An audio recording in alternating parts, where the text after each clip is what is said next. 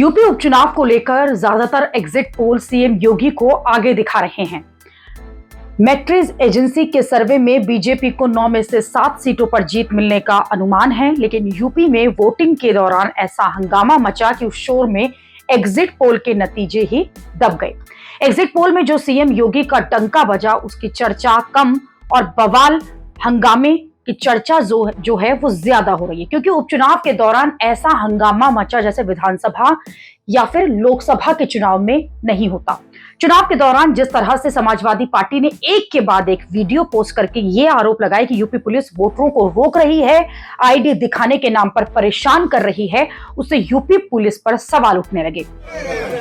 परेशान मत होइए, ये आप क्या हुआ वकील साहब? वो जो है फोटो कापी लिए हुए अब पर्ची के पास है तो करो ओरिजिनल लेके आओ। ये बवाल और हंगामा इतना बढ़ गया था कि अखिलेश यादव से चुनाव में गड़बड़ी पर सुबह से शाम तक 9 ट्वीट किए, कई वीडियो शेयर किए। वोटिंग के बीच में अखिलेश यादव प्रेस कॉन्फ्रेंस करने पहुंच गए, बीजेपी पर चुनाव में गड़बड़ी का आरोप लगाया।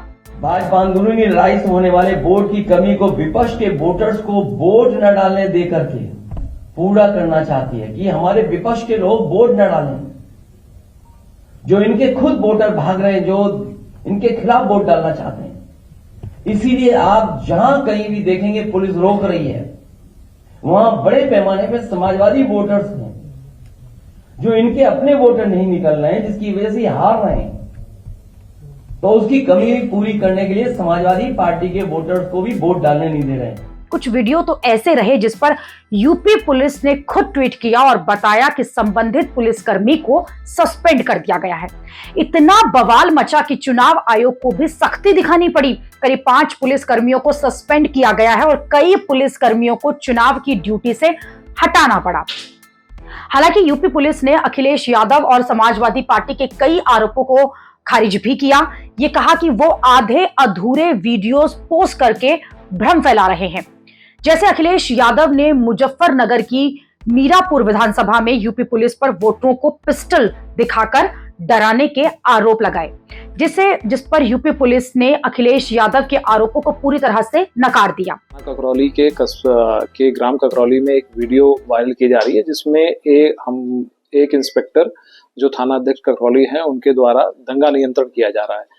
ये वीडियो आधी है और इसको एक साजिश के तहत वायरल किया जा रहा है। पूर्ण सत्य ये है कि ककरौली कस्बे में एक ये सूचना आई थी कि 2 पक्षों के बीच में झड़प हो गई है। जब पुलिस वहां पर मौके पे पहुंची तो वहां पे लोगों ने रोड जाम करने का पहले प्रयास किया और फिर जब पुलिस ने उनको वहां से हटाया तो लोगों ने पुलिस के ऊपर पथराव कर दिया, जिसके बाद पुलिस ने सूक्ष्म बल प्रयोग करके स्थिति को नियंत्रण में किया। परंतु जब ये वीडियो बनाई गई है तो उस समय उपद्रवी वहां से भाग गए थे, उन्होंने महिलाओं को आगे कर दिया था। इसलिए पूर्ण सत्य ये है कि पुलिस द्वारा वहां पर नियमों का पालन करते हुए चुनाव के दिन कानून व्यवस्था की स्थिति को सामान्य रखने के लिए पूर्ण कार्रवाई की है। इस प्रकरण में जिनके द्वारा भी पथराव किया गया है या उपद्रव किया गया था, उनके विरुद्ध एफआईआर पंजीकृत कर कठोर वैधानिक कार्रवाई की जाएगी। अब भले ही यूपी पुलिस अपनी सफाई में कुछ भी कहे, भले ही अखिलेश यादव के आरोपों को बीजेपी झूठा बताकर खारिज कर दे, लेकिन इन सब चीजों से चुनाव पर जो धब्बा लगा है वो हट नहीं पाएगा। सीएम योगी की छवि को जो नुकसान पहुंचा है उसकी भरपाई भी नहीं हो पाएगी, क्योंकि अब तो यही नैरेटिव चलता है कि सीएम योगी तो यूपी ही नहीं बल्कि पूरे देश में लोकप्रिय है।